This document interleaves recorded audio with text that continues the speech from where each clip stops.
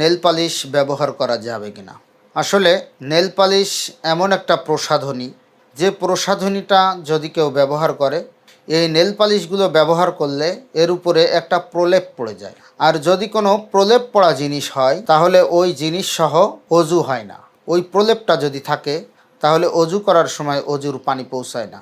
গোসলের সময় যদি গোসল ফরজ হয়, ওই যে প্রলেপ পড়ার কারণে প্রলেপের নিচে পানি পৌঁছায় না, এর জন্য তার অজুও হয় না, গোসলও হয় না।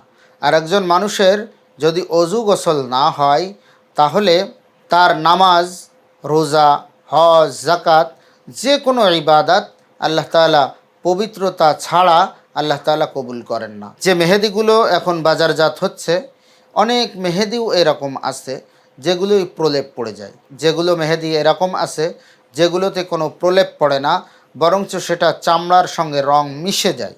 একটা হলো চামড়ার সঙ্গে রং মিশে যাওয়া, আর একটা হলো চামড়ার উপরিভাগে আবরণের সৃষ্টি করা। যে কোনো ধরনের নেল পালিশ হোক বা মেহেদি হোক, যে প্রসাধনই হোক না কেন, যদি কোনো আবরণ সৃষ্টি করে তাহলে সে পানি পৌঁছাইতে বাধাগ্রস্ত হয়। আর পবিত্রতা অর্জন করতে গেলে পানি না পৌঁছালে পবিত্রতা অর্জন হয় না। এর জন্য যদি প্রলেপ পড়ে যায় তাহলে পানি পৌঁছানোই বাধাগ্রস্ত হবে, তাহলে তার অজু গোসল কিছুই হবে না। আর যদি পানি পৌঁছায় যায়, অর্থাৎ অনেক মেহেদি আছে, যেমন আমরা গাছের মিন্দি ব্যবহার করি, মিন্দি পাতা, যেটা সাধারণত গ্রামগঞ্জের মানুষেরা এটা ব্যবহার করে বেশি। গ্রামগঞ্জের আমার মা বোনেরা ঈদের সময় আসলে এটা ব্যবহার করে, বা কোনো অনুষ্ঠানের সময় এটা ব্যবহার করে। এটা কিন্তু একেবারে স্কিনের সঙ্গে ওতপ্রোতভাবে মিশে যায়।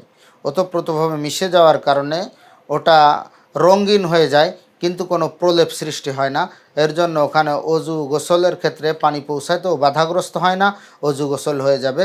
এর জন্য এক কথায়, যদি কোনো প্রসাধনী ব্যবহার করলে প্রলেপ পড়ে, অজু বা গোসলের পানি পৌঁছাইতে বাধাগ্রস্ত হয়, তাহলে অজু হবে না।